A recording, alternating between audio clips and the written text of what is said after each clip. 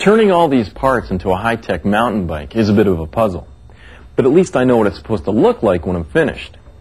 Imagine getting boxes of parts and having no idea what the finished product was going to be. Now there's a challenge.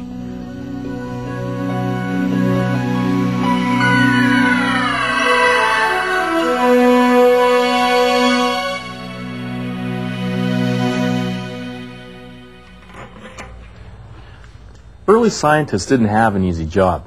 They were trying to make sense of mountains of spare parts in a form of observational evidence. Nobody knew the structure of the atom or the periodic table, so they started by asking some good questions. What's the significance of patterns among the elements? Can theory of the atom explain the organization of the periodic table? And what does the periodic table allow us to predict about the elements and chemical reactions? Well, questions like these are simply the nuts and bolts of science.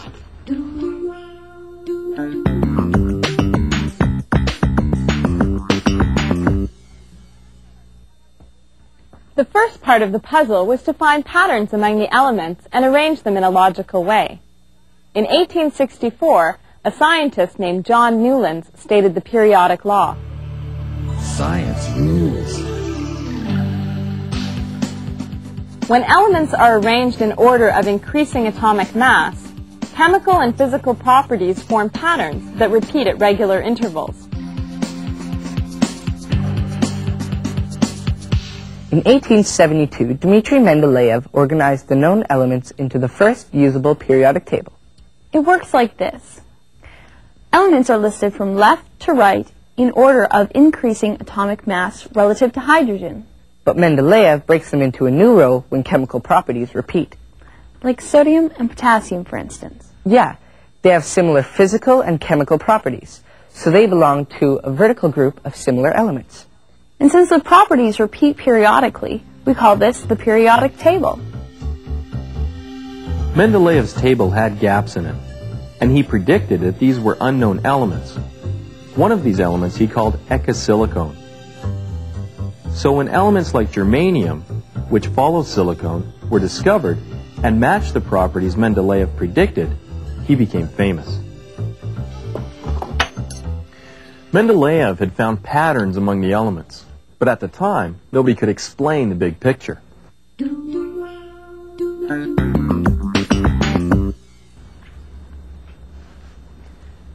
By the early 1900s, scientists had found a critical part of the puzzle: the nuclear model of the atom. Ernest Rutherford discovered that the atom had a tiny nucleus containing positively charged protons, with an equal number of negatively charged electrons orbiting around it. Most of the atom was empty space, but the tiny nucleus had a huge mass. According to Rutherford's calculations, the nucleus of the atom was about 1/10,000th of the total size of the atom. Soon after, a student of Rutherford's, H.G.J. Moseley, demonstrated that as we move from one element to the next in Mendeleev's table, the positive charge in the nucleus generally increases by 1 unit. He called this the atomic number, the number of protons contained in the nucleus. That solved the problem of some elements not lining up with their families when they were ordered according to increasing atomic mass. And that's why we now order the elements using atomic number instead of relative atomic mass.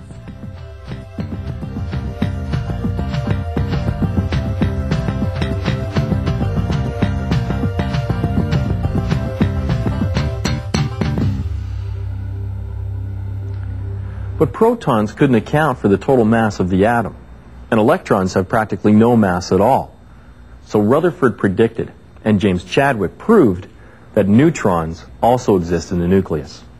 These are heavy, neutrally charged particles that account for the missing mass.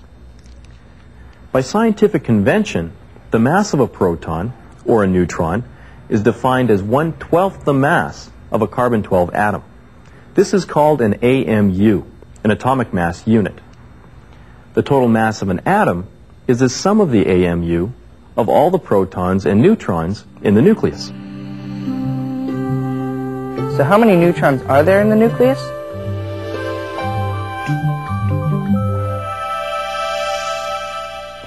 number of protons in the atom of an element is constant, but the number of neutrons can vary. The atoms of elements with variations in the number of neutrons are called isotopes. Carbon, in its most common form, has 6 protons and 6 neutrons in the nucleus, so we call it carbon-12. But there are also less common carbon isotopes with 1 or 2 extra neutrons, called carbon-13 and carbon-14. Isotopes like these have variations in their mass because of the extra neutrons. The isotopes of an element have the same number of protons, but different numbers of neutrons. They have identical atomic numbers, but different mass numbers.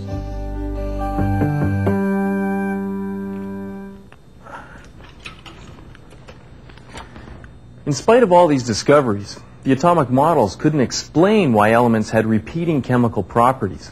There was still work to be done.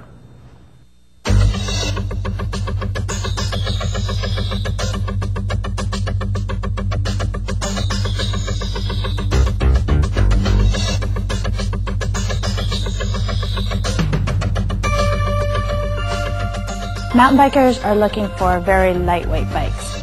They want to be able to ride their bikes fast, and they want to be able to get up hills fast, so the lighter the bike, the faster they'll go. The materials the industry is using right now are chromoly, aluminum, and carbon fiber, and chromoly being the most popular. Chromoly is a type of steel. It's quite a bit stronger than steel. It's about 10 times stronger than steel, and it's also much lighter. So they use chromoly because it's also cheaper than using aluminum or carbon fiber. If you weigh one of our chromoly bikes, they weigh in between 27 pounds and as light as 25 pounds, 24 pounds. That's very light for a chromoly bike.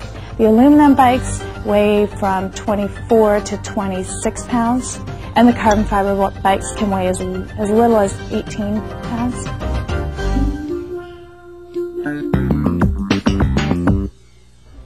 In 1913, a scientist named Niels Bohr put together a number of existing ideas in a totally new way.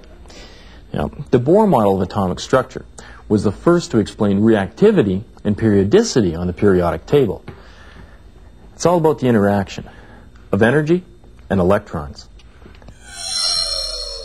Bohr's model of the atom shows us that electrons exist in specific orbits or energy levels. The electrons in the outer level have the most energy. If the outer level is filled, the atom is stable. If the outer level isn't filled, then the atom is reactive because it's trying to reach a stable state. Bohr made use of a theory that energy exists in tiny packets. Each small bundle of energy is called a quantum. If an electron absorbs a quantum of energy, it can move to a higher orbit, a higher energy level. If it releases a quantum of energy, it can move to a lower energy level. Bohr also found that the first 3 orbits around a nucleus contain 2, 8, and 8 electrons.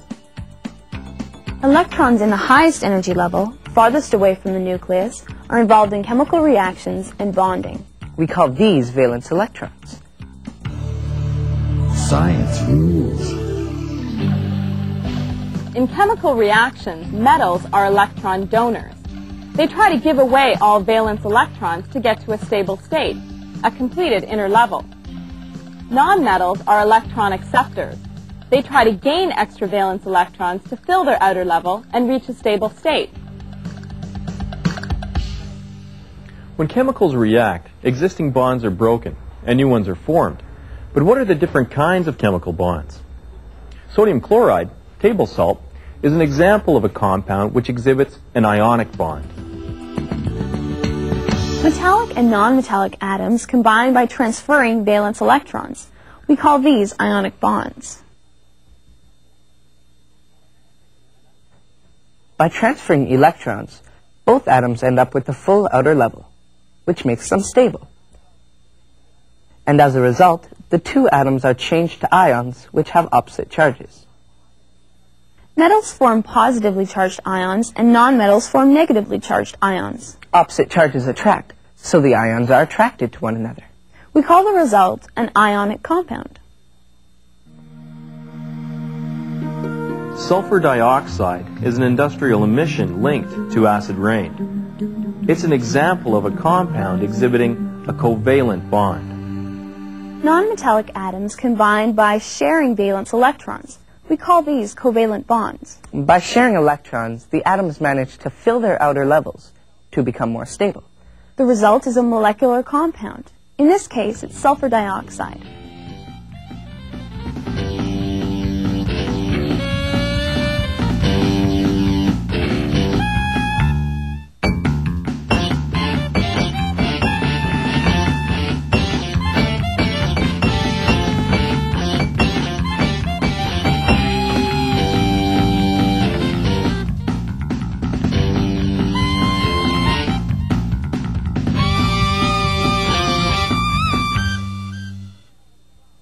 What makes some metals strong, like steel, and some not so strong, like copper? Typically, metals' properties are based on their microstructure or the structure of the steel, which we can see at the microscopic level. Materials like iron and copper are pure metals, and they have a continuous uniform type of structure. Alloys, a little bit different, they have a discontinuous type of structure. Steel, for example, is a mixture of iron and carbon. The carbon forms as carbides in the material, and we get hard, brittle material in here mixed in with the continuous structure of steel, which increases the strength and hardness of the steel. How are alloys like that used? Typically, alloys are used or determined based on their properties. If we look at a stainless steel application in your kitchen, for example, a kitchen sink is made of stainless steel for its corrosion resistance. Also, a butcher knife blade is made from stainless steel for corrosion resistance. The difference between the two is a kitchen sink material must be relatively soft and ductile so that it can be formed or pressed out of a single plate, while a butcher knife blade must be very hard and wear resistance to maintain its sharpness after several uses.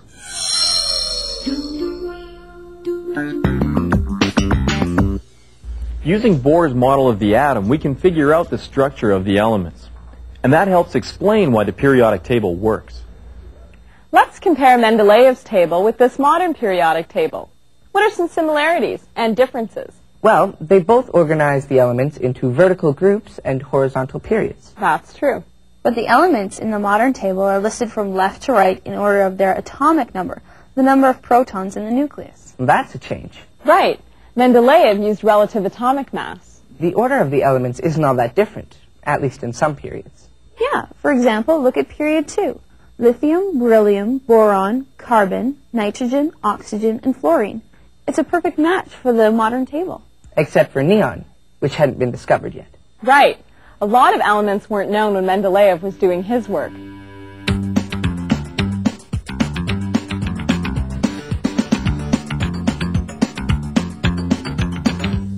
The periods on both tables break in the same places, where the chemical properties of the elements repeat. So there are groups of elements with similar chemical properties. So how well do the groups match up? Pretty good. For instance, this group right here, fluorine, chlorine, bromine, iodine, and astatine. Mendeleev has fluorine, chlorine, bromine, and iodine in a group. And astatine wasn't known at the time. But here's a major difference. These elements here, which are metals like iron and copper, are in the middle of the modern table. And another thing, how come these two extra rows are underneath the main table?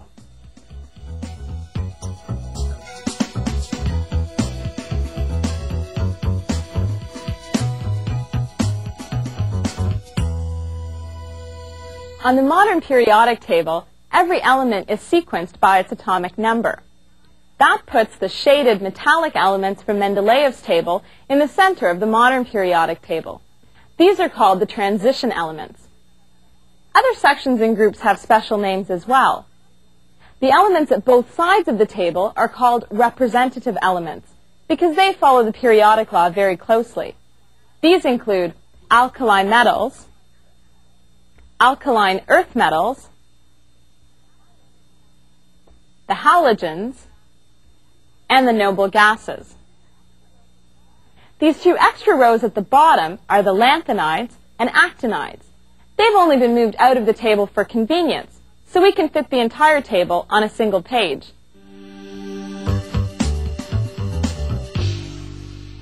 Another thing we notice is that Mendeleev's table doesn't have a neat dividing line between metals and nonmetals. But in this modern table, the elements on the left-hand side are metals, and the elements on the right-hand side here are nonmetals. Good observation. The line dividing metals and nonmetals in the modern periodic table is called the staircase line because of its shape. Note that metalloids straddle the staircase line. One thing the Bohr model allows us to do is draw models of individual atoms. How would you draw, say, an atom of argon? Well, we know argon is a noble gas, Which means the outer level is filled. And its atomic number is 18, which means it has 18 protons as well as 18 electrons. And 18 or more neutrons, depending on the isotope. So, the nucleus has 18 protons as well as 18 or more neutrons.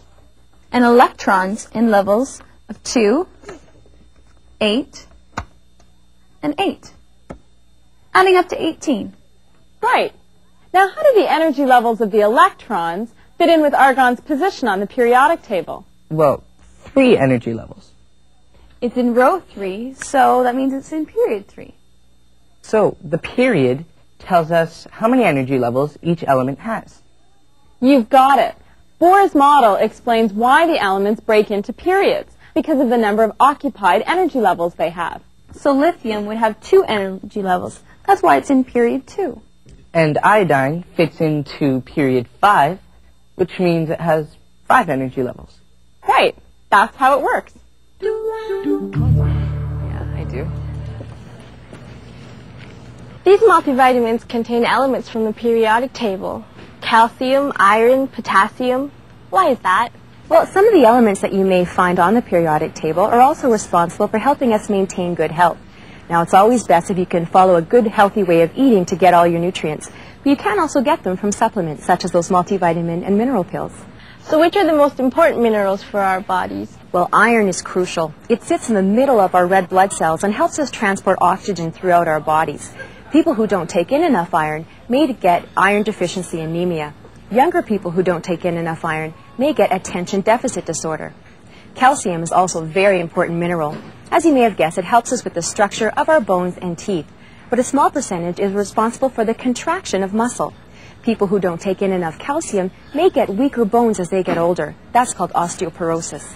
What about potassium? Potassium and sodium are responsible for the transmission of nerve impulses, and magnesium helps us absorb calcium better. Should I start taking multivitamins to make sure I get all the minerals I need? Well, I still think it's best just to follow a healthy way of eating, such as outlined by the Canada Food Guide. And there still needs to be more research before we start recommending micronutrients such as copper and selenium, but even those are found in a healthy diet. When we go from Mendeleev's table to the modern table, we're seeing the discoveries and refinements that have been made over the last 100 years or so. And Bohr's model helps explain why it works.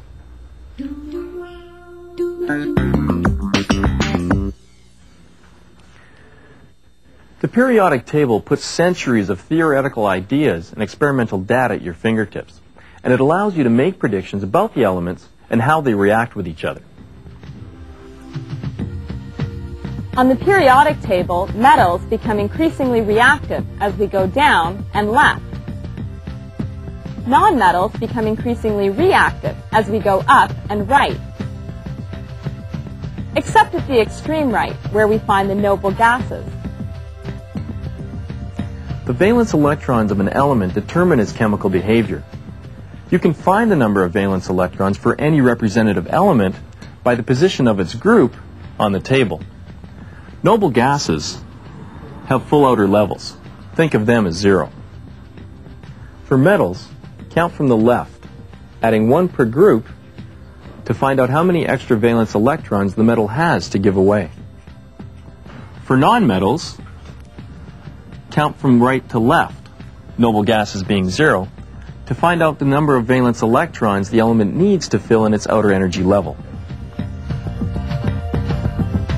So, how would we use the periodic table to predict chemical reactions? Okay, we've got 2 sets of representative elements, magnesium and oxygen, and carbon and chlorine. So what kind of reactions can we predict for each set by using the periodic table of elements? First, magnesium and oxygen. Magnesium is a metallic element. When we look on the periodic table, we find that it's somewhat reactive. And counting from the left side, it has to give away 2 valence electrons. We use an energy level diagram to show why. Magnesium's atomic number is 12. That means it has 12 protons and 12 electrons. It has 2 electrons on its first level, the second level has 8, and the third level has 2. 12 electrons altogether. So we'll need to get rid of its 2 outer electrons. Right, to become stable. Then there's oxygen, which is a non-metallic element. From its position here on the table, we can see that it's probably quite reactive. And counting from right to left, it needs 2 electrons. Here's why. Oxygen's atomic number is 8. So that means it has 2 electrons in its first level and 6 electrons in its second. It needs 2 electrons to fill its outer level. So when these 2 elements react, an ionic bond will form. 1 atom from each element is needed for a stable state. Magnesium oxide, MgO.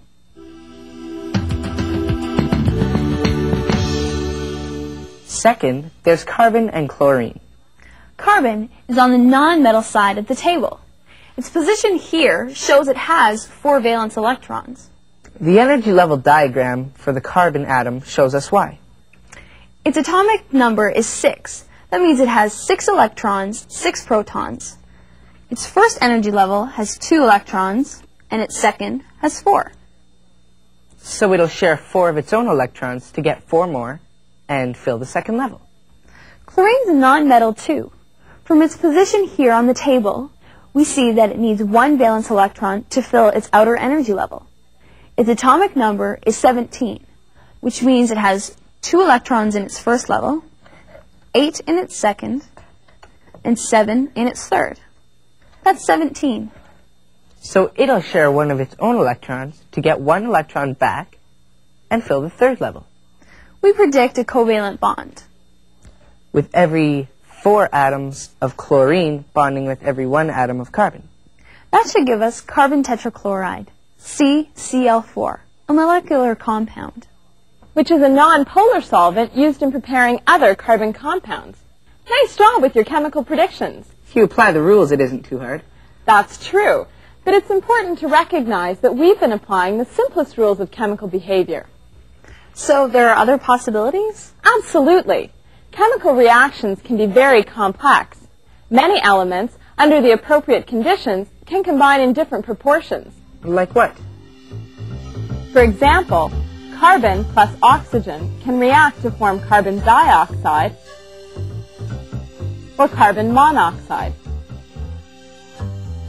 Carbon can also combine to form the most fantastic and complex organic molecules, from sucrose to gasoline.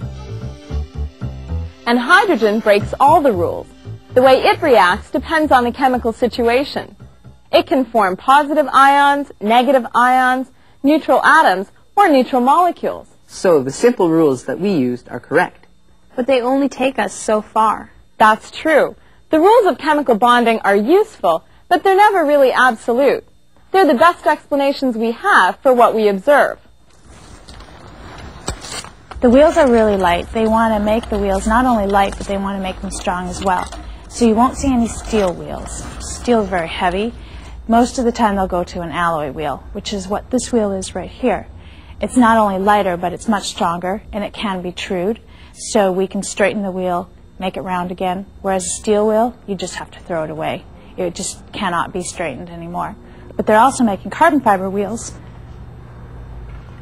using them for race wheels. So they're very, very lightweight. You wouldn't use this every day because it'll go through a lot, but you can use them for a race wheel because they're light and they're very strong as well. Are they expensive? They are. This wheel right here is worth about $700.